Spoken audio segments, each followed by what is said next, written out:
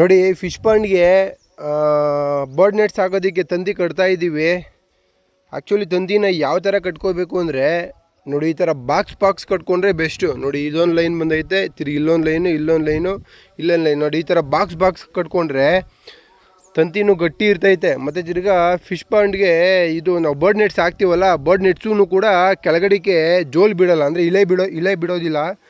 So ಇಲೆ ಬೀಳಲಿಲ್ಲ ಅಂದರೆ ನಿಮಗೆ ಪರ್ಫೆಕ್ಟಾಗಿ ಇರುತ್ತೆ. ಮೇಲ್ಗಡೆ ಏನಾದ್ರೂ ನೋಡಿ, ನಮ್ಮದು ಹಿಂಗೆ ತೆಂಗಿನ ಮರ ಇರೋದ್ರಿಂದ ಗರಿ ಏನಾದರೂ ಬೀಳ್ತು, ಮತ್ತು ತಿರ್ಗಾ ಏನಾದರೂ ಸಣ್ಣ ಪುಟ್ಟ ಕಾಯಿ ಬೀಳ್ತು, ಆ ಥರ ಏನಾದರೂ ಕಾಯಿ ಬೀಳ್ತು ಅಂತಾಗೂ ಕೂಡ ಅದು ತಡ್ಕೊಳ್ಳುತ್ತೆ. ಟೈಟಾಗಿ ಗಟ್ಟಿಯಾಗಿ ಎಳ್ದು ಕಟ್ಟಿದ್ರೆ ತಡ್ಕೊಳ್ಳುತ್ತೆ. ಮತ್ತು ಇನ್ನೊಂದು ತಂತಿ ಇದೆಯಲ್ಲ, ಈ ತಂತಿ ಬಂದ್ಬಿಟ್ಟು ನೀವು ಸೆಲೆಕ್ಟ್ ಮಾಡಬೇಕಾದ್ರೆ ಸೆಲೆಕ್ಟ್ ಮಾಡಿ. ತುಂಬ ಸಣ್ಣ ತಂತಿ ಹಾಕಿದ್ರೂ ಕಟ್ಟಾಗ್ಬಿಡುತ್ತೆ.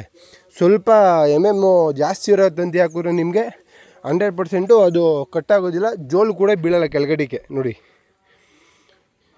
ಈ ಥರ ಬಾಕ್ಸ್ ಟೈಪ್ ಇರುತ್ತೆ. ಫಸ್ಟು ನೀವು ಬರ್ಡ್ಸ್ ನೆಟ್ ಹಾಕೋಕ್ಕಿಂತ ಮುಂಚೆ ನೀವು ಇದನ್ನು ಹಿಂಗೆ ತಂತಿ ಕಟ್ಕೋಬೇಕು. ತಂತಿ ಕಟ್ಕೊಂಡು ಅದಾದಮೇಲೆ ನೀವು ಅದನ್ನು ಬರ್ಡ್ಸ್ ನೆಟ್ನ ಹಾಕಿದ್ರೆ ನೀಟಾಗಿರುತ್ತೆ ಕೂಡ. ಹಿಂಗೆ ಕೆಳಗಡೆಗೆಲ್ಲ ಜೋಲು ಬಿಡಲ್ಲ. ಕೆಲವೊಬ್ಬರು ಫಸ್ಟು ಏನು ಮಾಡ್ತಾರೆ, ದೊಡ್ಡದಾಗಿ ಮಾಡೋರು, ಇಲ್ಲಾಂದರೆ ಐಡಿಯಾ ಇಲ್ಲದೆ ಇರೋರು ಬರ್ಡ್ ನೆಟ್ನೇ ಹಾಕಲ್ಲ. ಬರ್ಡ್ಸ್ ನೆಟ್ ಹಾಕಲಿಲ್ಲ ಅಂದರೆ ನಮಗೇನಾಗುತ್ತೆ, ಕೆಲವೊಂದು ಕಡೆ ನೀರುಗಳಿಗಳು ಬರಲ್ಲ.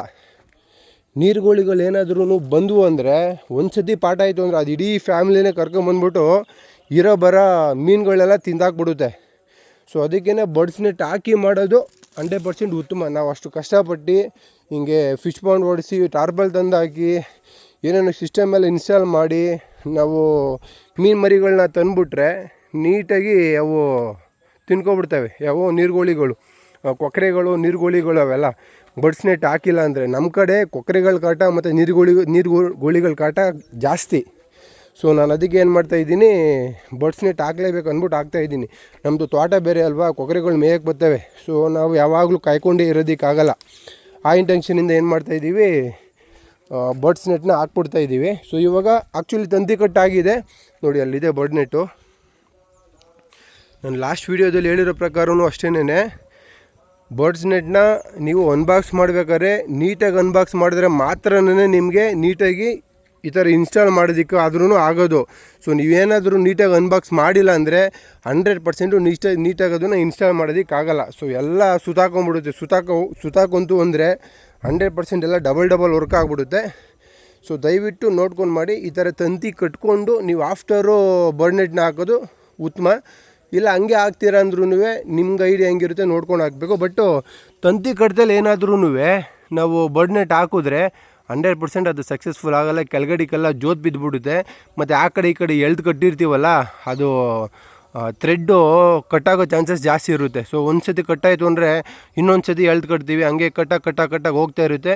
ಜಾಸ್ತಿ ದಿನ ಬಾಳಿಕೆ ಬರೋಲ್ಲ. ಸೊ ಅದರಿಂದ ಈ ಥರ ತಂತಿ ಕಟ್ಕೊಂಡು ನೀವು ಆಫ್ಟರು ಇದನ್ನು ಮಾಡ್ಕೊಳ್ಳೋದು, ಏನು ಬರ್ಡ್ಸ್ ನೆಟ್ನ ಹಾಕೋದು ಉತ್ತಮ ನನ್ನ ಪ್ರಕಾರ.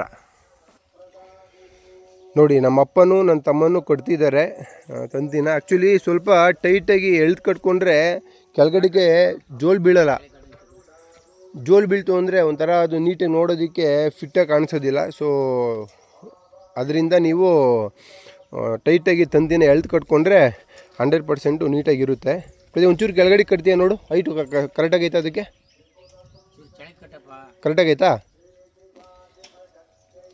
ಮತ್ತು ಇನ್ನೊಂದು, ಏರಿ ಮೇಲೆ ನೀವು ತಂತಿಗಳನ್ನ ಕಟ್ಕೋಬೇಕಾದ್ರೆ ನಮಗೆ ಸ್ವಲ್ಪ ಜಾಗ, ನಮ್ಮದು ಏನು ಹೊಲ ಇದೆ ಆ ಹೊಲದಲ್ಲಿ ಮಾತ್ರ ಮಾಡ್ತಿರೋದ್ರಿಂದ ನಾವು ನೋಡಿ ಹಿಂಗೆ ಏರಿ ಮೇಲೆ ನಡಿಬೇಕು. ಸೊ ಓಡಾಡಬೇಕಾದ್ರೆ ನಾನು ಅದಕ್ಕೆ ನಾವು ಮೊಣಕಾಲಿಂದ ಕೆಳಗಡೆಗೆ ನಾನು ಹೈಟು ಕಟ್ಟಿಸ್ತಾ ಇದ್ದೀನಿ.